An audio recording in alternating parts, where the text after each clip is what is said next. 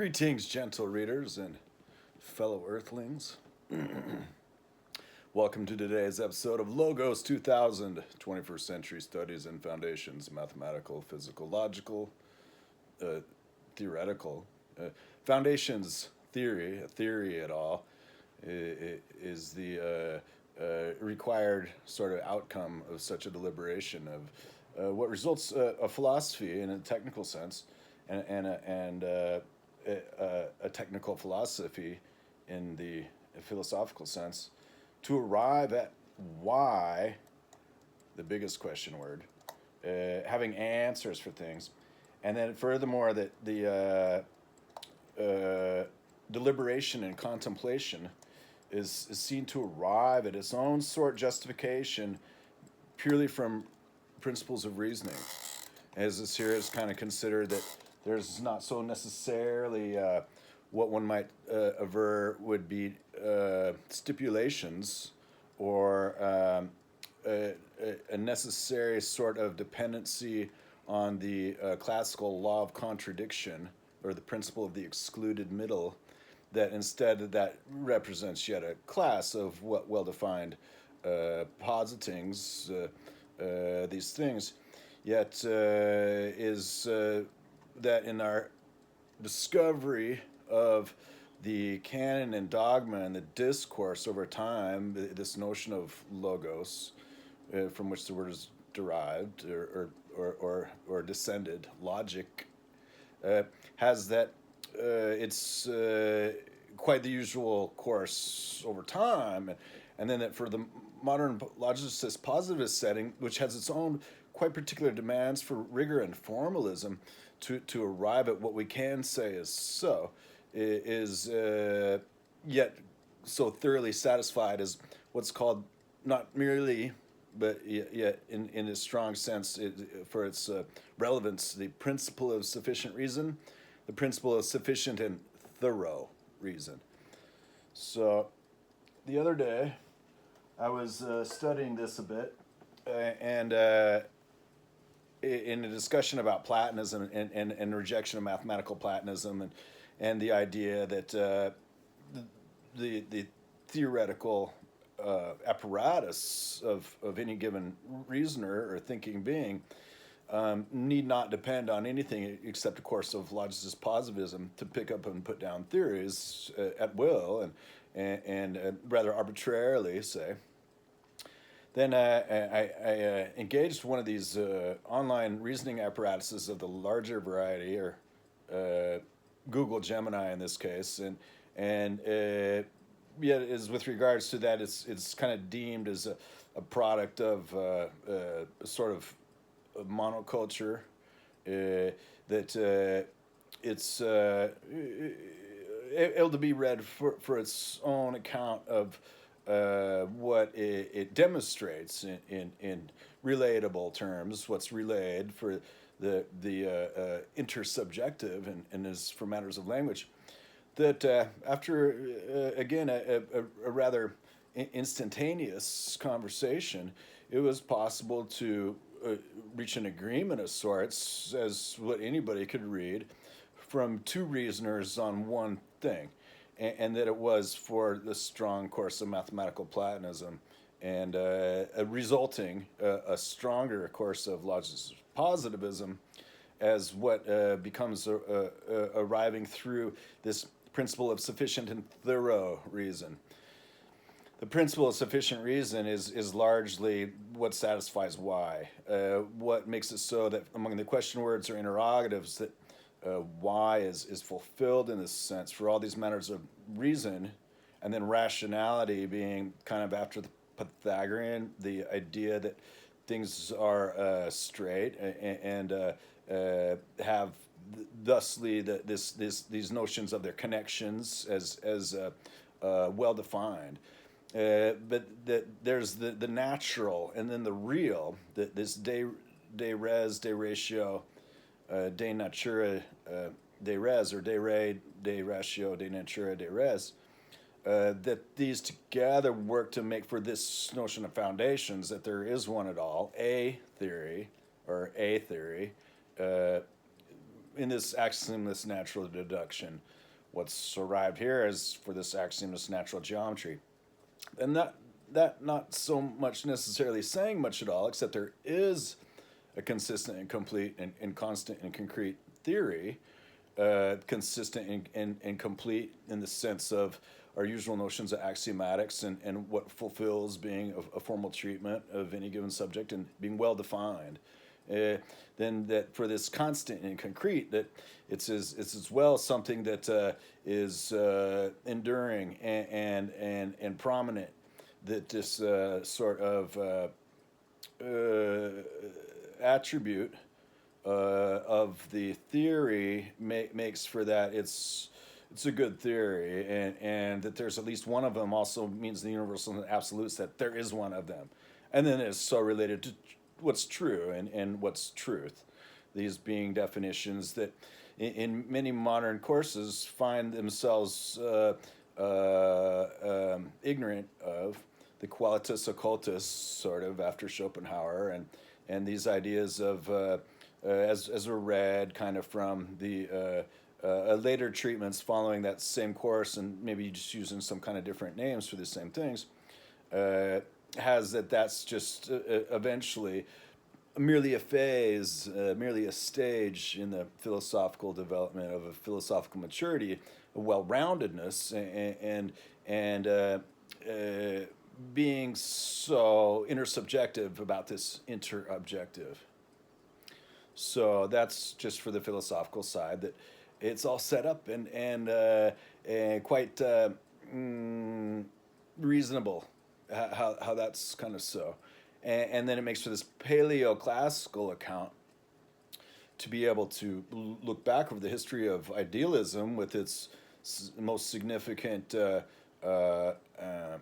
bodies of work, the Greek idealism and the German idealism, and reflecting as it does on the scholastic as with regards to matters of reasoning about things and man and our place as thinking and feeling beings, yet primarily as reasoning agents and thinking beings, that it can be a thing, and that it's always been a thing, that history sees that there are various retrenchments, and one can point to the Epicurean or rejections of Platonism, or and then later like the scholastic and various notions of the Counter-Reformation and the Reformation with regards to those also being attached to technical aspects of things with regards to free will, or with regards to personally the personally subjective, as with regards to the phenomenological, about combining the phenomenological and noumenological. That here it's seen that there can be a paleoclassical and then postmodern account that is able to have together the best of both of those good worlds. And so thusly, then it makes for a case that kind of the abandonment of logicist positivism's attachment, this teleological attachment, the Shastra or silver thread of continuity and time, as it's related to be as the briefest sort of attachment, has that the ontological status of truth is yet true, and instead of being merely arbitrary in this sense of compromise, that we have a very firm conviction of a very firm judgment that truth is true and real, and that it's also so that in the ponderings and the deliberation and contemplation of all the logical, that it results there aren't any more logical paradoxes at all left then.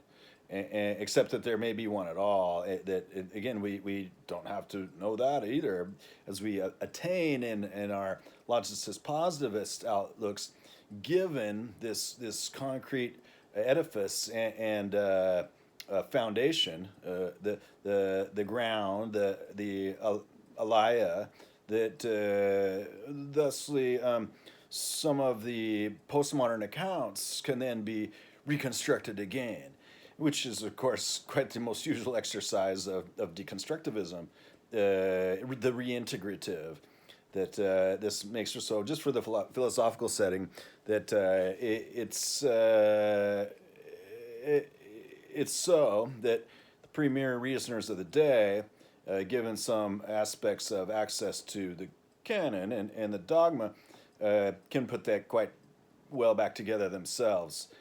And that it's also arrived at that reasoning agents of sufficient depth and clarity do arrive at that naturally, say. Let's take a look at some of the books that are in the stacks today and see what we might arrive at from them. This is the Derrida and Husserl. And so both were adherents to be compliant with the goals of logicist positivism in his formal account and his axiomatic account. And the ideas that this approach made for small theories that can be picked up and put down without necessarily an ontological attachment, an ontological commitment with regards to the ontological status at all. Yet at the same time, when Husserl looks at that and sees what there is in the value of that, because it makes for not being tied to what may be untrue attachments, that as well when he looks at something like geometry and science, we still got to arrive at something like why it's so that those things are yet fulfilling all that they have in terms of their Platonic ideals, and as well the abstraction of an objectivism of science.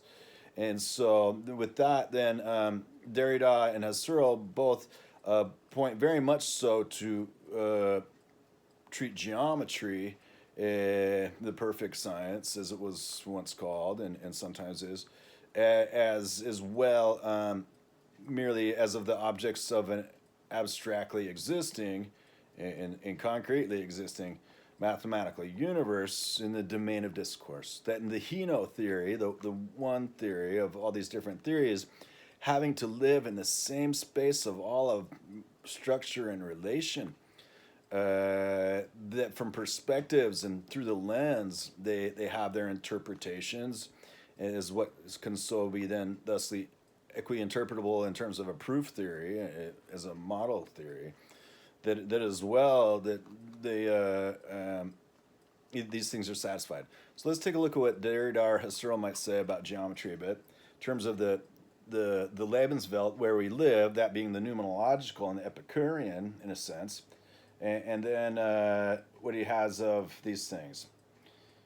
This is because, Derrida says, this is because I know that such an outdated proposition had been true and still remains unified and animated by an intention of truth, authenticity, or clarity, Klarheit. These terms are in certain respects synonyms for Husserl, that I can maintain and repeat the ideal unity of its sense.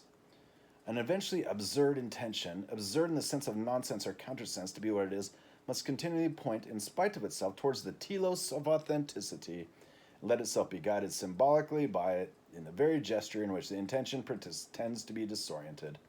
So this kind of goes to show that the deconstructive postmodern account is subject to its own criticism, and then that thusly this telos of the authenticity, or the telos of activation, as Husserl put it, makes it so that it always comes back to being about these most true matters that are the most intersubjective among the most disparate of reasoning beings, with no other possible connection to each other except possibly the language of mathematics and the fundamental in science, the fundamental in physics. So that just goes to show that there's a profound attachment to this platonistic ideology and the idealistic, and it reintroduces itself quite thoroughly, and that Derrida, though portrayed most usually as a very strong advocate and proponent of the logicist positivism for its own sake and as independent, is not bereft otherwise this idea that there's a place to stand. So it leads to a great interpretation in a deconstructive account of the deconstructive account, which results reemplacing why that geometry and these geometrical objects are so profound.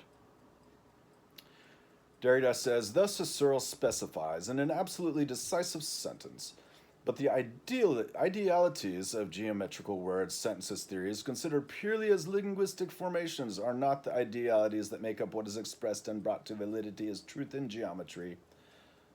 The latter are ideal geometrical objects, states of affairs, etc. Wherever something is asserted, one can distinguish what is thematic, that about which it is said, its sense from the assertion, which itself during the asserting is never and can never be thematic. And the theme here is precisely ideal objectivities, and quite different ones from those coming under the concept of a language. So this is toward the effort, the interpretability and equi-interpretability. That language is the means, and essentially that it introduces the gulf between any two reasonings and their attachments to what they really intend and intend to entail with the through the lens and through the veil in a sense, but through the lens of each other, and then to be equity interpretable, that it's possible to arrive at, there's definitely the attachment to these same objects of mathematics. And so it's one thing to say that makes for so that there are requirements to arrive at the well-defined, and that understanding, as it were, is not sufficient for a principle of sufficient and thorough reason. That here it's deemed that to add to the principle of sufficient reason, this principle of sufficient and thorough reason makes it so that it fulfills again what it is intended to entail. He's talking, and then as in the difference between the thematic and the linguistic has that as so that what is asserted is deemed as vouchsafed, as to be made so that is a statement expressing a later definite intent to always have that what's stated was as of believed and true. So people's understandings and see introduced in that word makes all the misunderstandings, the maladaptations possible, the lies here, that the comprehension and mutual comprehension can make for this quite thoroughly agreeable, in the sense of what's stated then, that it is true what is said, these things, and if it's not, then basically nothing was said at all, and it just contributes to the understanding of a lack thereof. And so the understanding may be seen as a constant undercurrent of sorts. It's basically the impression and the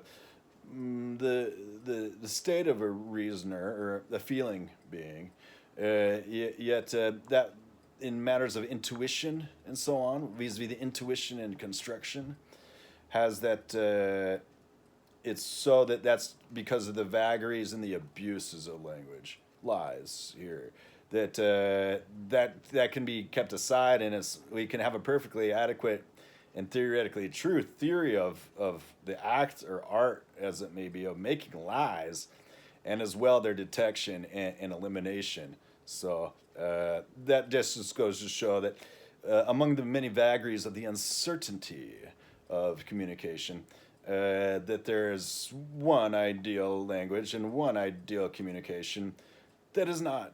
So idealism, again, arrives at being profound and well-founded.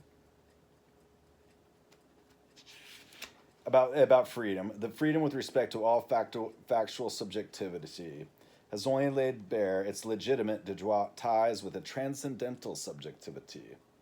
Its historicity is intrinsic and essential. It's the context.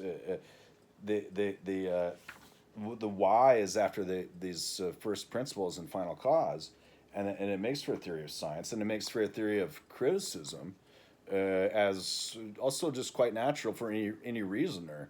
that a theory of a theoretical reasoner and a model learner or a model instructee and a model lesson, in a sense, can arrive at its constructive accounts and its and an intuition of them that are the same.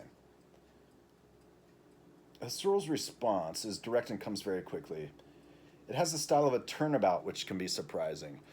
Yeah, if that represents vacillation or the futile is one thing, and then if that represents the change of what came before and to be entirely its interpretation, or it has the whether it either negates something that already was so, or introduces an entirely new objective account that makes from that is more than what was so.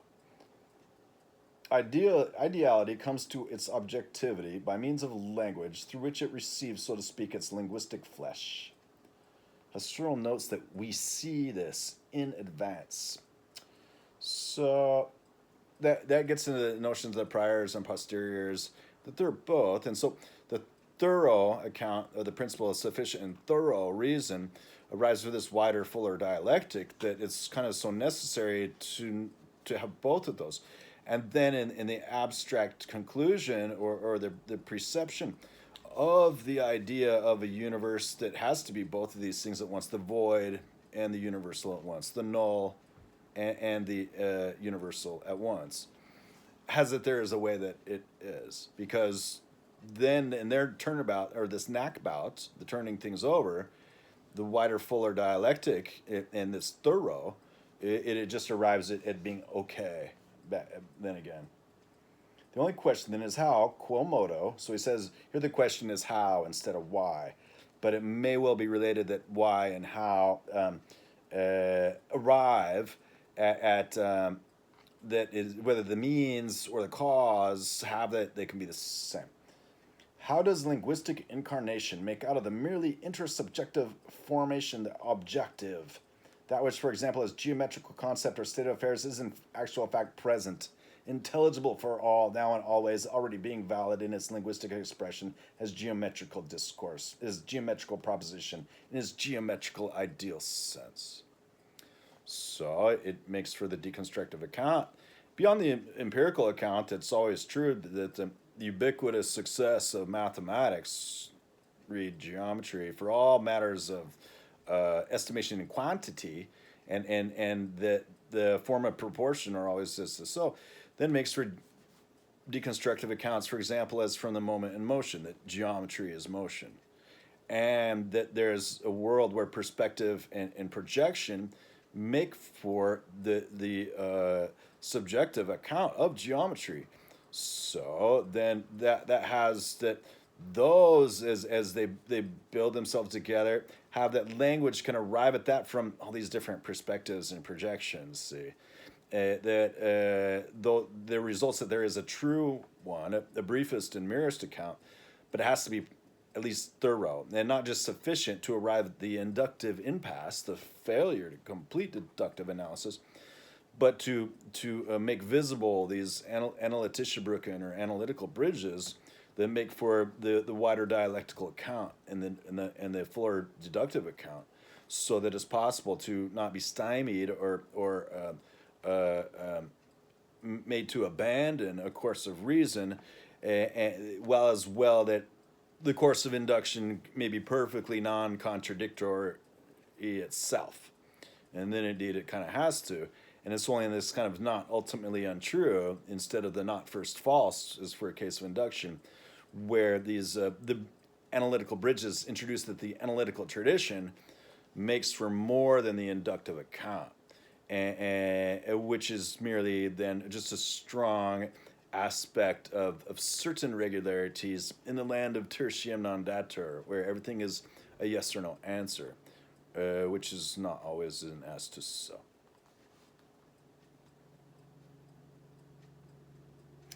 Intelligible for all.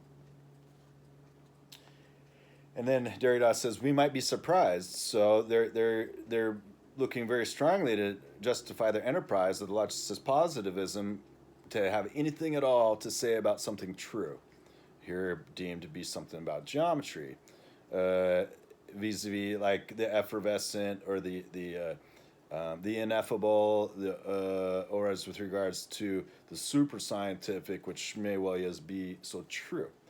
So let's see what Derrida says here. We might be surprised, after having so patiently extracted the thematic truth of Sacrarvehalt from linguistic ideality and from all bound idealities, Husserl then seems to redescend toward language as the indispensable medium, the condition of possibility for absolute ideal objectivity, for truth itself, which would be what is only through its historical and intersubjective circulation. So Husserl's development in this phase of mental and philosophical maturity is to find Platonism profound and evident in itself again, which seems pretty natural. Thus, does Husserl not come back to language, culture, and history, all of which he reduced in order to have the pure possibility of truth emerged?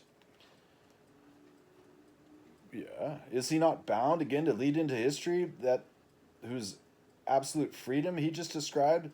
And that gets into one of the key concepts is that of freedom of thought, and the idea that the thought and reason and rationality is free to enter the absurd and to leave the absurd, both.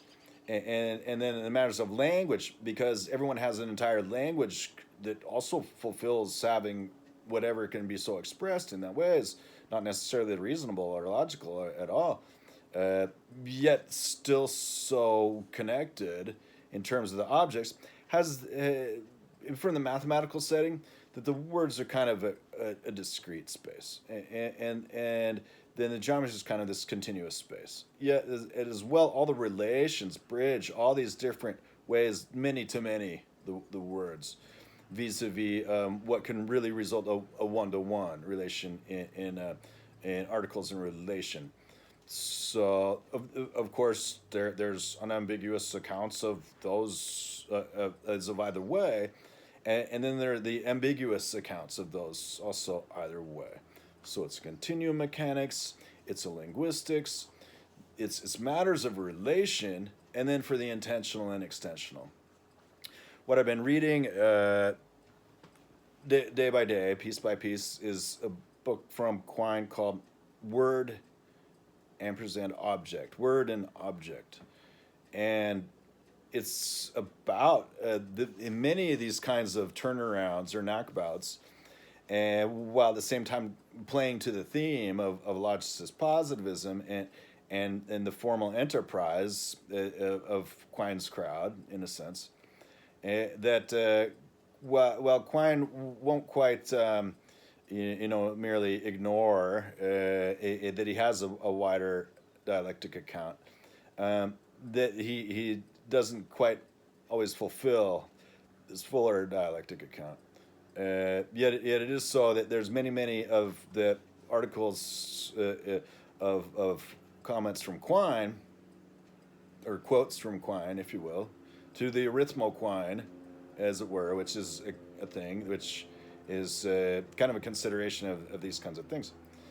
It just goes to show that in what's considered kind of like a tour de force of everything that's of Quine's school, is that it's got lots of holes in it, and it vacillates a lot.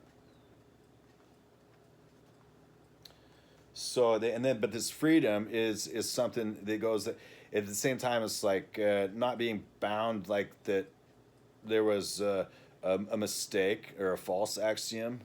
The idea of freedom of thought is being able to say, given a theory, one may later be able to deductively treat that its rule was false, and that thusly the rules are exceptions and exceptions are rules, but makes for that because we live in a structural world of ruliality and regularity. And so it's for matters of higher order thinking and superclassical constructs why it's so that the fuller dialectical and thorough accounts are so necessary to arrive at otherwise being imprisoned by those false accounts. That it would so result that it would be sort of infectious, to have a false axiom, and the idea of the whole rejection of logicist positivism from a teleology. Again, that's not the word theology; it's teleology, but it's kind of in that field in a sense. Teleology's field of what is a purpose, what is a connection to things, what is a continuity of things.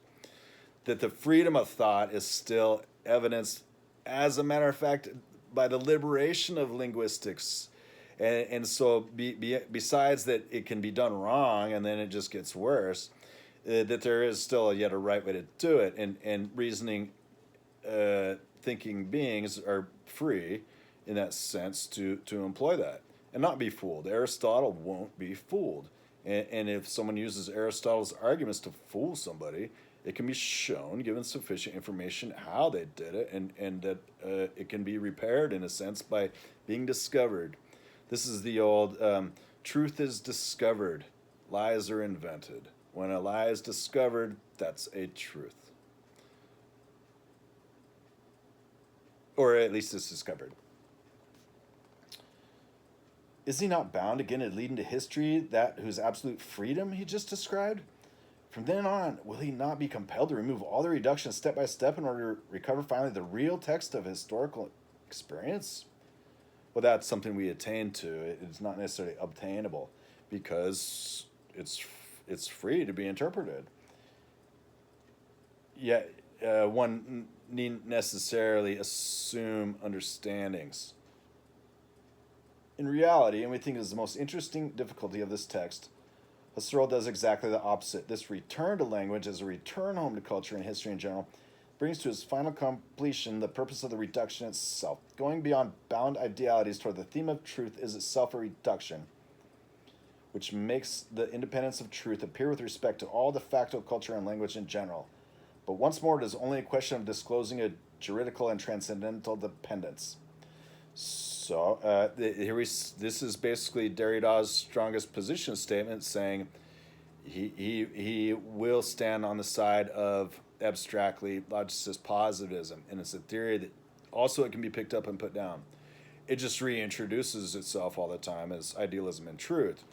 But this is basically the one thing that someone can point to in terms of Derrida and say, well, is Derrida an idealist in the idealistic tradition or an analyst in the analytical tradition? Because in a world of tertium non datur, where they're deemed to be contradictory as such opposites, it can only be one or the other. There's no third ground here that's both.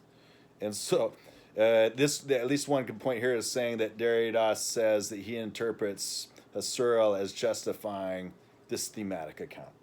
Well, it is particularly so that it's on behalf of the linguistic thematic account. No doubt geometrical truth is beyond every particular and factual linguistic hold as such, one for which every subject speaking a determined language belonging to a determined cultural community is in fact responsible. So he's saying that it's irresponsible to not have that so. But the objectivity of this truth could not be constituted without the pure possibility of an inquiry into a pure language in general. Or it could. There's sort of an absolute with after this matter of the inductive to the deductive account in the analytical bridges. He's positing that in a world where he's at, he can always enforce the principle of excluded middle and tertium non datur. And so it's something to be said that it's not necessary to give that up to have this feeling and but more strongly a reasoning why it's so. Without this pure and essential possibility, the geometrical formation would remain ineffable and solitary.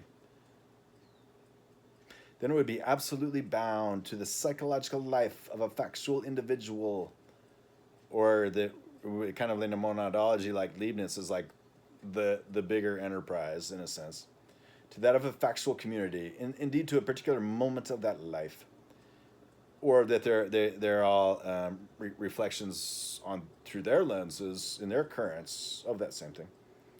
As again, the silver thread of time as continuity basically has that all this arrives from time continuity and the inverse, and the contemplation and deliberation of things, this axiomless natural deduction and axiomless natural geometry, as are discussed here, this natural infinities, natural continuity, that being super classical in a sense, but making the grounds for why that can be picked up and put down as a theory too, and that it's always easy to find.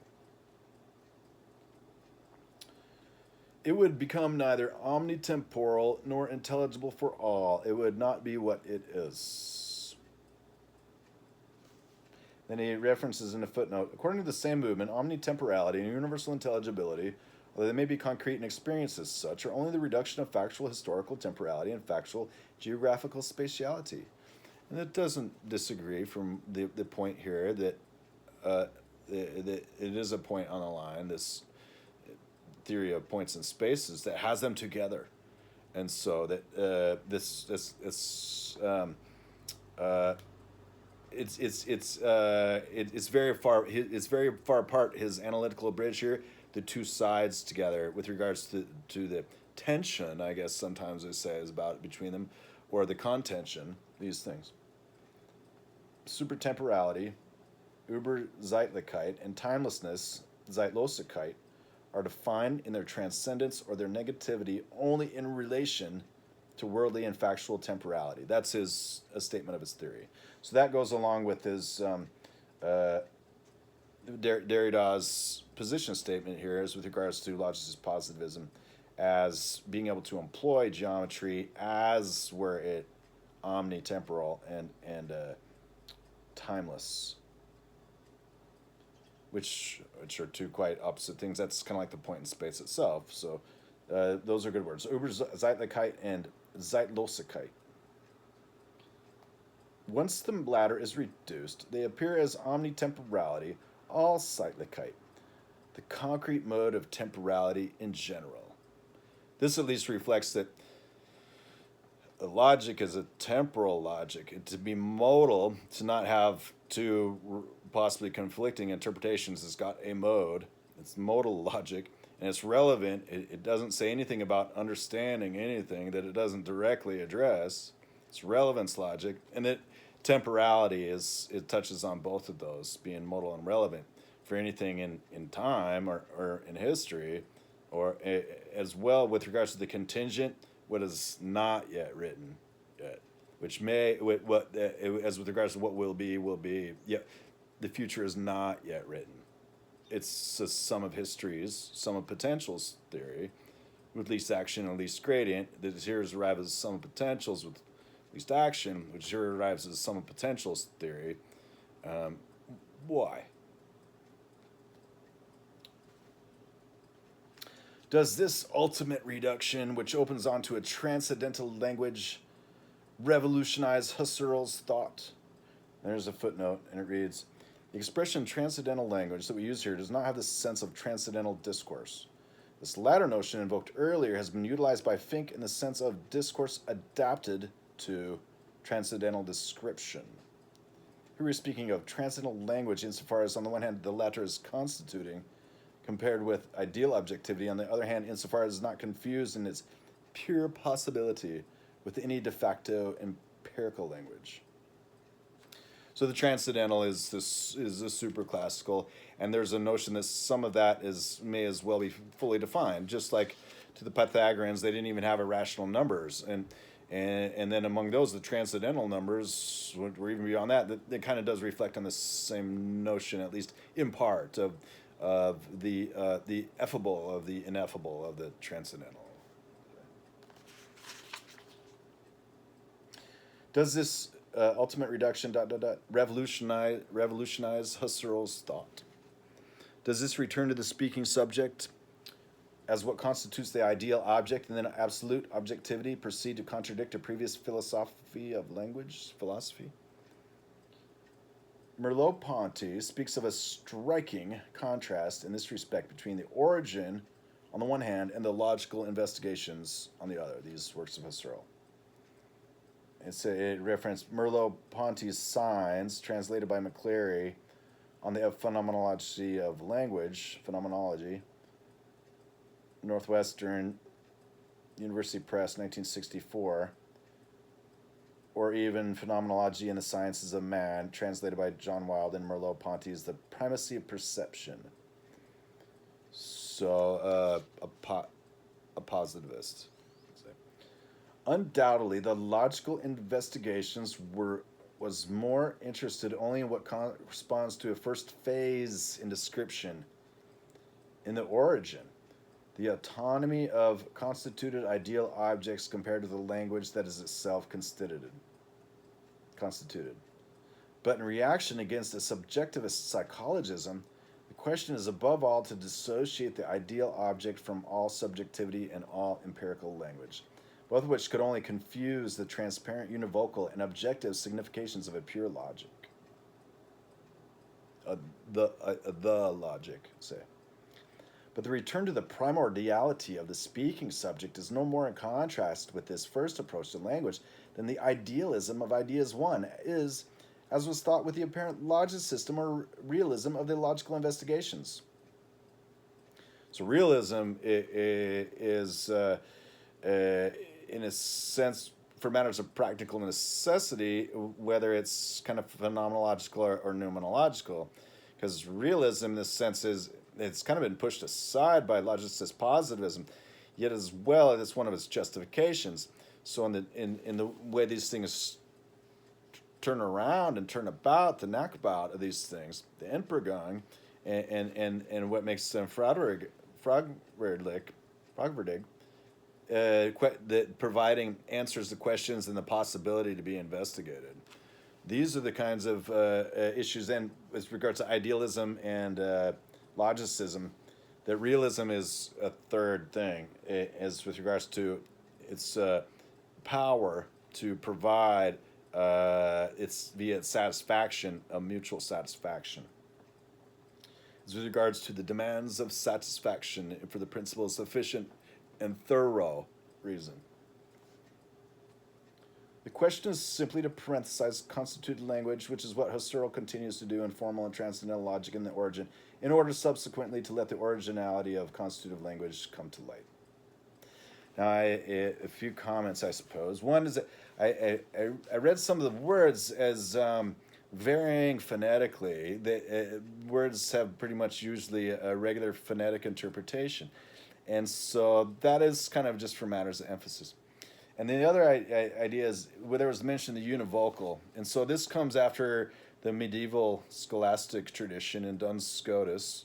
And as well, Copleston, in reading about Occam, the medieval philosophers, Copleston, a 20th century philosopher and historian of philosophers, has that the univocal is something that's as well picked up, that Occam is just another example of somebody who's like, I got all this stuff from Thomas Aquinas and all this stuff from Duns Scotus, and now he's turning it over and coming up with all these different things that you can reflect a lot on what's going on here with Derrida and Husserl, as with Occam and Scotus and Duns Scotus and Thomas Aquinas. So, and it was with regards to the scholastic tradition, which later became doctrine for reason, and of very, very similar things they're dealing with. And the third thing is about Quine and the arithmo-Quine, or the quoting context, and whether that introduces a definition or makes a definition. It has that it's always both, because that's the mere fact of an utterance, is it defines, just like in time series data, that it's associated with the time series event and the utterance and its context and its content and its connections, the intelligibility of these things. So that's where I'll kind of stop reading this for now. This is kind of Derrida's conclusion to the introduction to the origin of geometry of Husserl, and talks about the possibility of a pure grammar and a priori norms of language, a possibility Husserl never ceased to take for granted. And so that's kind of inspiring in a sense. Nature, ultimate. Ah, the fact would have no consequence within Husserlian thought if his thought were not also the thorough investigation, approfondissement, approfondissement, to make something to that is profound, of subjectivity. Now, subjectivity in general, as much empirical as transcendental, appeared very early to Husserl as inaccessible to a direct univocal and rigorous language. Subjectivity is fundamentally ineffable. Or here it can be geometrical if we can relay the geometry as projective and perspective, vis-a-vis, and the geometry is motion. So that just makes for a wider light of this sort of view. Already in the phenomenology of internal time consciousness, this speaks to our object sense, time sense, number sense, word sense, and the sense of the continuum, these being nomenological aspects that are intersubjective because they can be relayed on the surface as what those are about the continuity and infinity and time and a physics that's concrete too. Husserl referred to the ultimate identity of the constitutive flux of immanent time and absolute subjectivity and concluded, for all this, names are lacking, or in our Comenius language, they're present, and the more that it's relayed and related in like a Coleridge language, they are good. So, and then proto-temporality.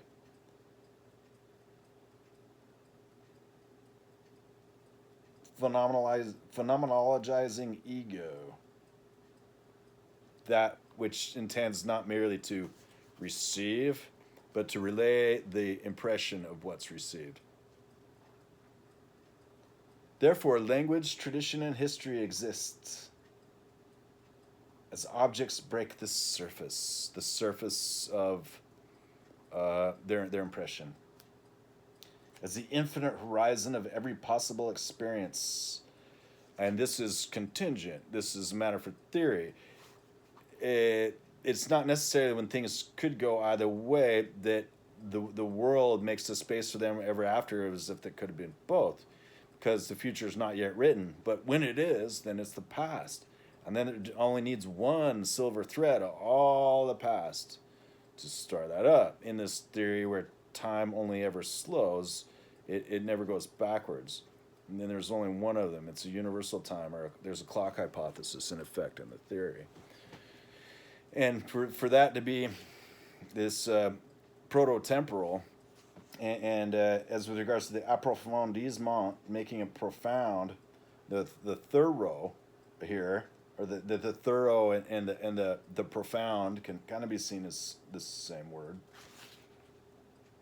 That these reflections on continuity and time and perspective and the universe thereof by Derrida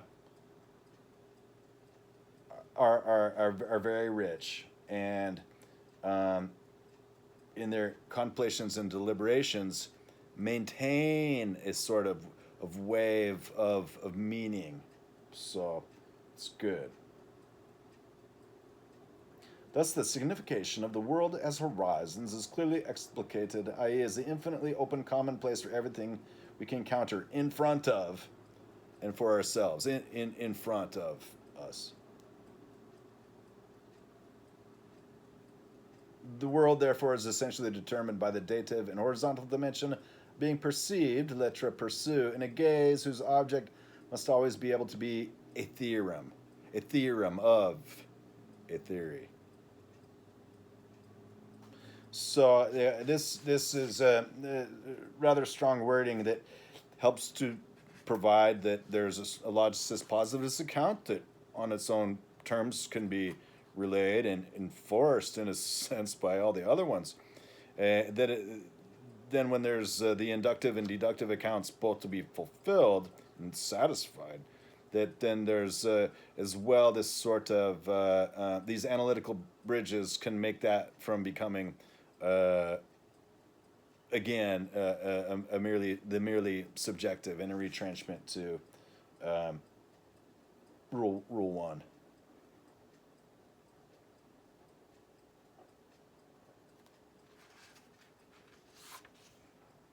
Plenty modern, say. Well, that's kind of much to be read from that. There's more to be read from that. This is again this essays, paradoxes, and soliloquies. It's Unamuno is writing, and it's mostly through the lens of somebody else who's read Cervantes' Quixote. And so Cervantes' Quixote is like from the 1500s, and it's just a great sort of comedy, and not in a gentle, if at all, a tragedy. Yet it's ideal, and it's a bit fantastical, but always through the lens of the real part of it. So it's quite very realist about the ideological and the idealistic. So then this is just something to read as criticism, and meaning as intending to import meaning about something with meaning, or its lack thereof, the non-meaning of something that intends to purport having meaning. Let's see what he has here. To a young writer, my young friend, we cannot understand each other. You speak one language and I another. We both refuse to translate our terms. Just to hear from mechanical lips the kind of phrases that you employ makes them unintelligible to me. One of them is the way you use arrive. Its meaning is becoming less and less clear. Please explain these. So-and-so has arrived. John Doe will never arrive. Today it is very, very difficult for a young man to arrive. And other expressions of the same sort. What is this business about arriving? Arrive where? There is but one certain and infallible arrival, that of death. Perhaps that is better termed a departure. Ulysses was once relating to the daughter of the king of the Phaeacians how he met Iphimedia among the shades of the dead heroines in the kingdom of Hades. She had given birth to two sons, Otis and Ephialtes, who at the age of 9 were 9 cubits broad, 9 fathoms tall, excepting only Orion were the most beautiful sons that Mother Earth had ever produced. These two young giants threatened to declare war on the immortals themselves, and in preparation for it, they intended to put Mount Ossa on Olympus and Pelion on Ossa, so they might climb to the sky, and they would have succeeded at Ulysses had they been older, but Apollo killed them before the dawn of adolescence appeared on their faces. Are you trying, my young friend, to reach the sky, heaping mountain upon mountain? Are you afraid of dying before you reach the prudence of spiritual youth? If this is the case, I understand your use of arrive. If this is not true, I do not understand it. So I'm not quite sure what to make of this introduction from To a Young Writer by Unamuno, but it reflects on the classics, and it reflects on the usage, and it reflects on the knowledge and the perspective and the lens through Unamuno's phases and stages of philosophy and communication, and as well this other one.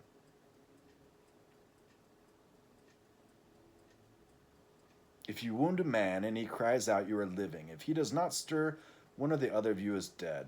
Probably both. Neither do I entirely understand. Please tell me, he says. So he's expressing that communication is not necessarily fulfilled by the unfulfilled, and it can create a tension, yet that does not significant meaning.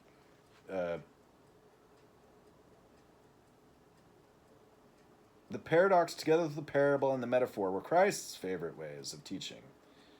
The paradox to introduce the necessity to either think about things or shut down, and then with the parable and the metaphor to provide then a kind of a way to direct understanding, in a sense. And he set for us an ideal of unapproachable perfection, the only force that can move us to strive to accomplish what we can. We cannot arrive at divine perfection, as precisely for this reason that such a goal was set for us. See, that's nice, because it implies the things. But I think that it might be better to change the famous maxim saying, study thyself. Study yourself, whether or not you come to know yourself, and perhaps it will be better if you do not, provided that you study. The more you study, the more you will broaden and deepen yourself spiritually, and the more you broaden and deepen yourself, the more difficult it will be to know yourself. I don't know about that, but it's important to take kind of a world study.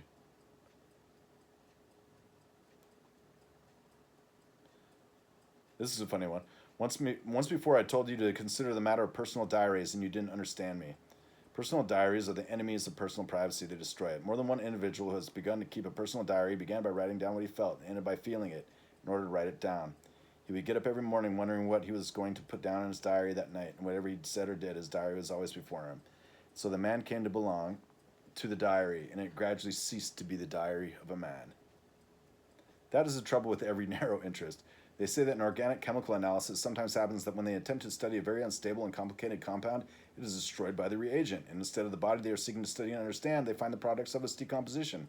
The same is true of psychological analysis. That is why in most of the so-called psychological novels, we find descriptions of states of conscious, but almost never do we come across souls, complete natural souls, like those that we can sense moving and breathing behind the poorly constructed psychology of the novels. See oneself, a mirror is better than to close one's eyes and look within. Yes and no. That's Unamuno's diary. The appearance of a river.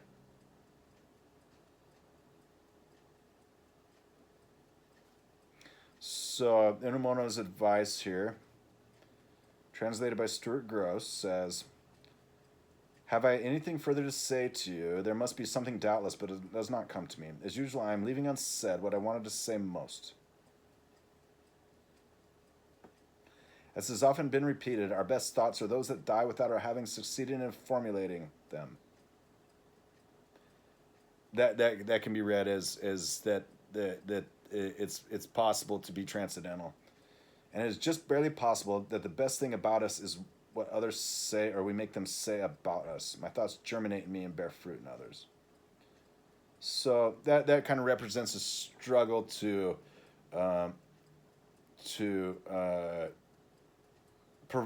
provide a mental imprint and this kind of thing. So, but this is to be read as through Unamuno's lens of Unamuno's work, as someone who's also read Cervantes.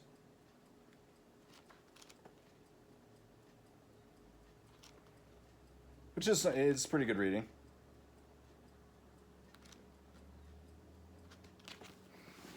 Let's see here, a few more minutes, I suppose. What's this? Montaigne Essays 2. So this is Montaigne Essays 1 and 2.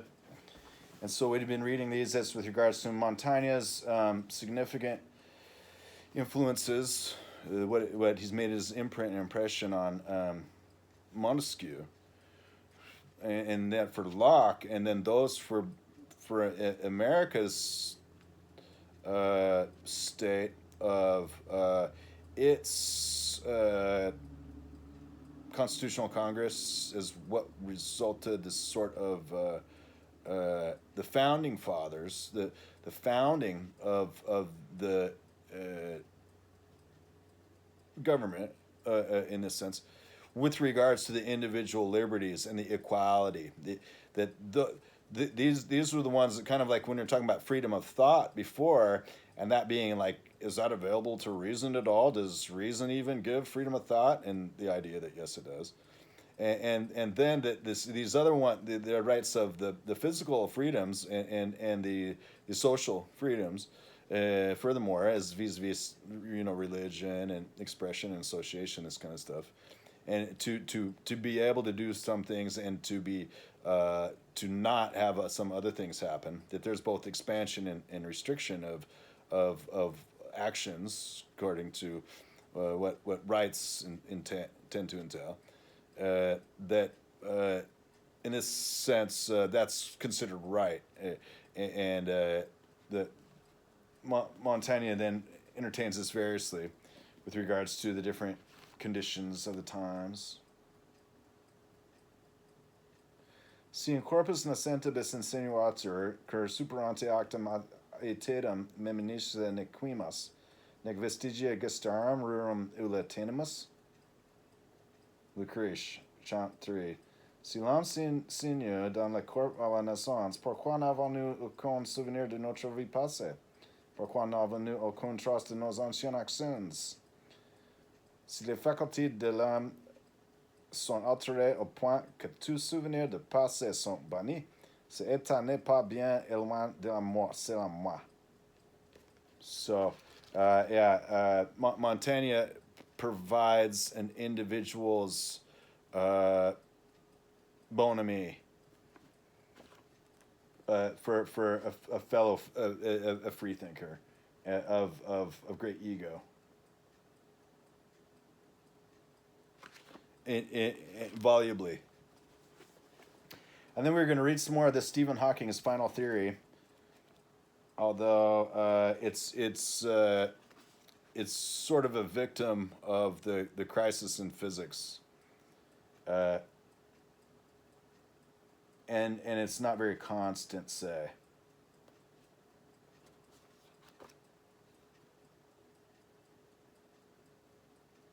Not all individual histories decohere, however. And then it talks about quantum observables vis-a-vis quantum superposition and the non-locality and regular usual experiments that show that there's the sum of histories in the superclassical according to the path integral and the interference in the dual slit experiment. So pretty much everybody knows that. But it says that then the events can come back together is afterwards. There's a present, and it's got all the contingencies, and then according to the sum of histories and sum of potentials, it results next in the least action and the least gradient, and that being time.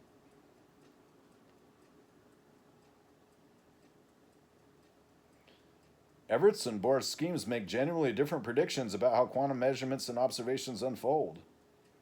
And there are other ones. It's a continuum mechanics, see. So somebody's got to come up with this saying that, yeah, quantum mechanics is just a conceit to a true continuum mechanics, again, as is often addressed here. Chapter 8 begins with a quote from Charles Ives: "The fabric of existence weaves itself whole." And so that's kind of nice and profound.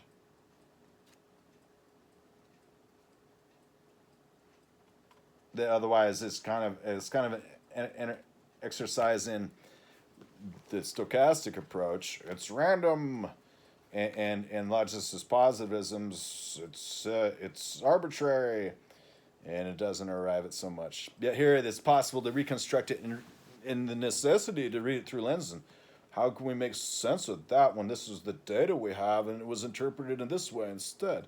It's possible. Well, have a great day, gentle readers. It's March 31st, 2025.